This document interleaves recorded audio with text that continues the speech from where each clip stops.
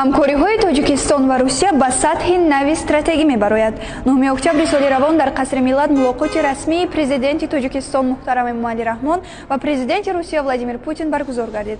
Владимир Путин Тоҷикистонро шарики боэътимод номида ва омодагии Русияро барои густариши ҳамкорӣ дар ҳама самтҳо изҳор намуд. Зикр гардид, ки Русия яке аз сармоягузорони бузурги Тоҷикистон аст. Айни замон беш аз 30 лоиҳаи муштарак бо маблағи 790 миллиард рубл дар Тоҷикистон амалӣ мешаванд. Президенти ҷумҳурии Тоҷикистон муҳтарам Эмомалӣ Раҳмон аз дастгирии Русия дар бунёди маркази кӯдакони болоиқат ва бунёди театри давлатии Русияи драмавии ба номи Маяковский дар шаҳри Душанбе изҳори сипос намуд.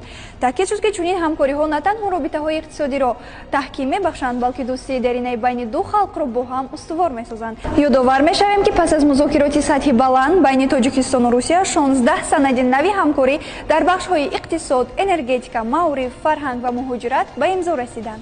Ширкати Вектор барои мошини Hyundai Elantра то 10,000 сомонӣ тахфиф эълон мекунад. Имкониятро аз даст надиҳед, шумораи мошинҳо маҳдуданд. Моро дар шабакаҳои иҷтимоӣ пайгирӣ намоед.